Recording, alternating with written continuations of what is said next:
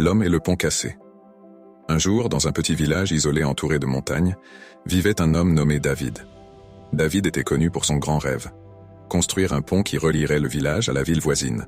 Ce pont, il en était convaincu, changerait la vie de tous les villageois, leur permettant de voyager, d'échanger des marchandises et d'améliorer leur qualité de vie. Cependant, chaque fois qu'il parlait de son projet, les gens se moquaient de lui. Un pont ? Mais regarde-toi, David. Tu n'es qu'un simple fermier, pas un ingénieur, lui disait-il. Tu n'as ni argent, ni compétences pour accomplir cela.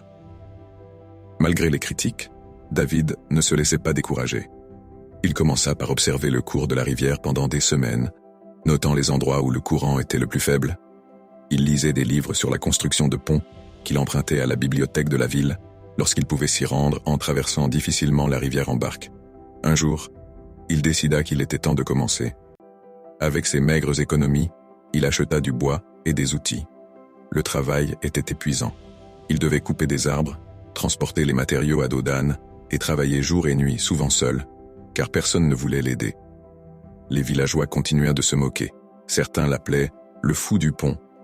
Mais il y avait une personne qui croyait en lui, sa petite fille, Sarah. Chaque soir, elle venait lui apporter à manger et lui disait « Papa, je sais que tu réussiras. Quand ton pont sera prêt, je serai la première à le traverser. » Les mois passèrent. David construisait, mais les défis étaient nombreux. Une tempête détruisit une grande partie de son travail. Les termites attaquèrent le bois qu'il avait mis des semaines à assembler. Il aurait pu abandonner, mais chaque fois qu'il voyait Sarah, il se souvenait de sa promesse. Après 3 années de travail acharné, le pont fut enfin terminé. C'était une structure simple, faite principalement de bois, mais elle était solide. Le jour de l'inauguration, tous les villageois se rassemblèrent, ébahis. Ceux qui se moquaient de lui ne pouvaient pas croire ce qu'ils voyaient. Sarah fut effectivement la première à traverser le pont. Quand elle atteignit l'autre rive, elle cria « Papa, tu l'as fait !» Les villageois commencèrent à applaudir, et certains d'entre eux pleurèrent de honte d'avoir douté de lui.